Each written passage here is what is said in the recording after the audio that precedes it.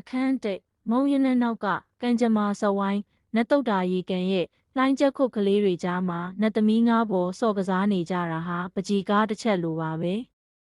နှင်းဧကရစ်ဧကရီယူရီနဲ့ဘေဘီလေးတို့ကရေပက်ကစားရင်းရေမောနေကြပေမဲ့ရှင်းကပြာကတော့ရေကန်နားကတောအုပ်စီကနေလွင့်ပြန်လာတဲ့ထူးဆန်းတဲ့ရနံ့တစ်ခုကြောင့်အာယုံပြောင်းသွားခဲ့တယ်။အင်းမုံဖုတ်တဲ့အနံ့လေးပဲတင်းပြက်နေတာပဲရှင်းကပြာကထူးဆန်းတဲ့မုံချိုချိုအနံ့နောက်ကိုမျောပါရင်တောအုပ်နက်ထဲကိုတယောက်တည်းရှောက်လာခဲ့မိတယ်။တောအုပ်အဆုံးမှာတော့အိုမင်းဟောင်းနှွမ်းလာတဲ့အိမ်အိုကြီးတစ်လုံးရှိနေတာကိုတွေ့လိုက်ရတယ်။သူမခြေလမ်းတွေကအလိုလျောက်အိမ်ထဲကိုလှမ်းဝင်သွားမိတဲ့အချိန်မှာပဲဒုံကြီးမားလာတဲ့အိမ်တကားကြီးကနောက်ကနေရုတ်တရက်ဝုန်းကနေပိတ်သွားပါတော့တယ်။ရှင်းကပြလမ်းဖြန့်သွားပြီးတကားကိုပြန်ဖွင့်ဖို့ကြိုးစားပေမဲ့တကားကကြောက်ဆောင်ကြီးတစ်ခုလိုတုံ့လုံးမှုမရှိဘဲထာဝရပိတ်ဆို့သွားခဲ့ပြီ။အိမ်အိုကြီးရဲ့အမှောင်ထုထဲကနေခြေတံပြင်းပြင်းနဲ့အတူပုံရိပ်တစ်ခုထွက်ပေါ်လာတယ်။တန်ခိုးအာနာတွေကြီးမားလာတဲ့ဆူရှာထက်မြက်တဲ့မျက်ဝန်းတွေရှိတဲ့မိန်းကလေးတစ်ယောက်။သူမကတော့ဒီဆက်ဝိုင်းကဘာရဲ့အရှင်သခင်ငရဲမင်းပါပဲစက္ကန့်ပိုင်းအတွင်းမှာပဲဒီအိမ်အိုကြီးဟာသူတို့နှစ်ယောက်ထဲသာရှိတဲ့အဆုံးမရှိတဲ့အဝိုင်းပတ်ဆက်ဝိုင်းကြီးကဘာတစ်ခုအဖြစ်ပြောင်းလဲသွားပါတော့တယ်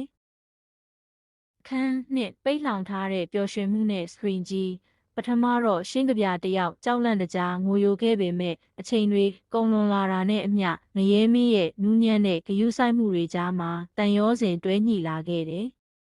ငရဲမင်းကမိန်းကလေးတစ်ယောက်ဖြစ်ပြီးအရန်ကိုလည်းခံညားလွန်းတာကြောင့်ရှင်းကပြာရဲ့နှလုံးသားကအလိုလိုအညှိခံလိုက်ရတယ်။သူတို့နှစ်ယောက်ရဲ့ဆက်ဝိုင်းကဘာထဲမှာလူပြည်ကိုဓာတ်ရိုက်ဆောင်ကြည့်လို့ရတဲ့မော်စခရင်စကရင်ကြီးတစ်ခုရှိတယ်ကြဗျာလာလေဒီနေ့လဲငါတို့ဂိမ်းပြိုင်စောကြမယ်ညဘက်ကျရင်လူပြည်ကလူတွေဘာလုပ်နေလဲကြည့်ကြတာပေါ့ငရဲမင်းကရှင်းကဗျာကိုပခုံးချင်းအိပ်ပြီးစခရင်ကြီးကိုဖွင့်လိုက်တယ်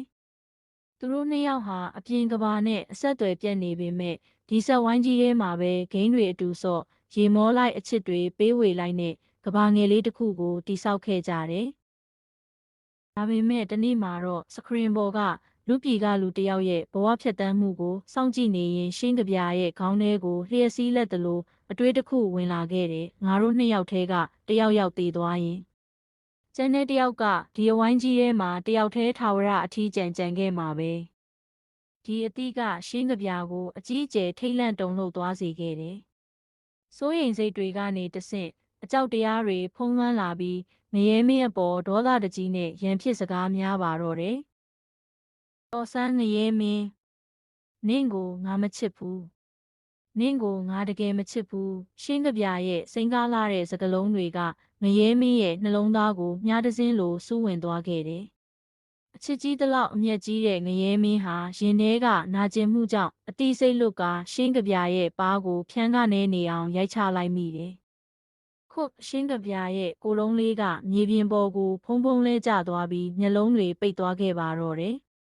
။ခန်း3အထီးကျန်ခြင်းနဲ့မျက်လုံးမဲ့အလောင်းကောင်ငရဲမင်းကရှင်းကပြာကိုပွေ့ချီပြီးအသေးအတန်လှုံ့နိုးပေမဲ့ရှင်းကပြာရဲ့အသက်ရှူတန်ကထာဝရရက်တန့်သွားခဲ့ပြီးမိမိရဲ့ပါးရိုက်ချက်ကြောင့်ပဲရှင်းကပြာတည်သွားခဲ့ပြီလို့ထင်မှတ်သွားတဲ့ငရဲမင်းဟာယူသွတ်မတက်ပူဆွေးအော်ဟစ်ပါတော့တယ်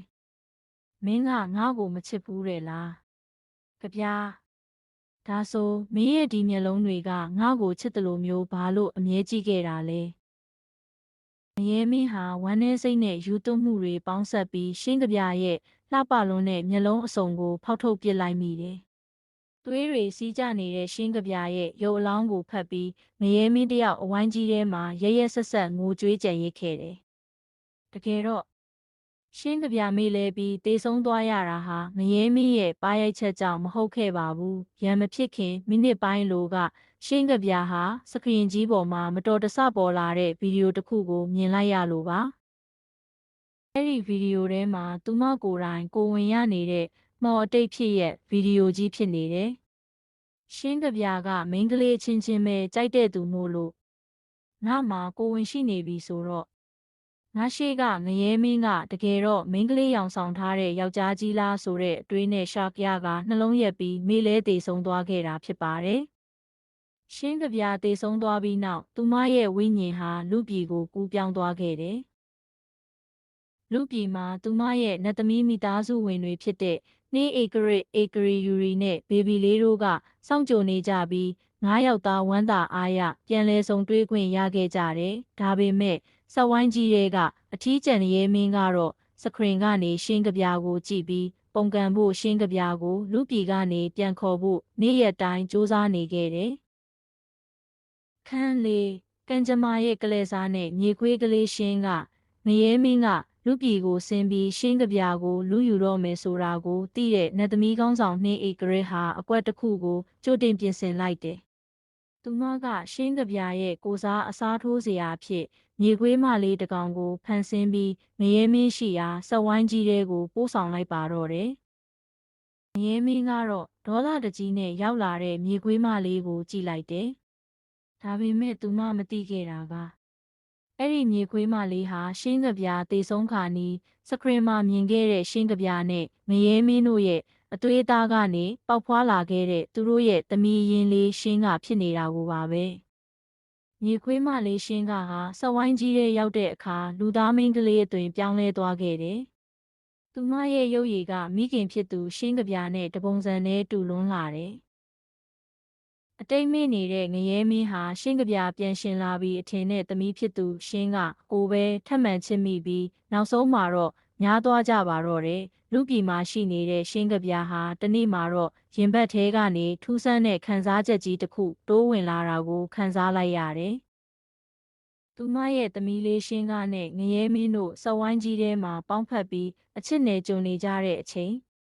အသွေးသားချင်းဆက်နွယ်မှုမော်စွမ်းကြောင့်လူပြည်ကရှင်းကဗျာရဲ့ခန္ဓာကိုယ်ထဲမှာလဲငရဲမင်းနဲ့ကိုယ်တိုင်ညားနေရတယ်လို့မျိုးပြင်းပြတဲ့တာယာမှုနဲ့မောဟိုက်မှုခံစားချက်တွေကိုတိုက်ရိုက်ရရှိခံစားနေရပါတော့တယ်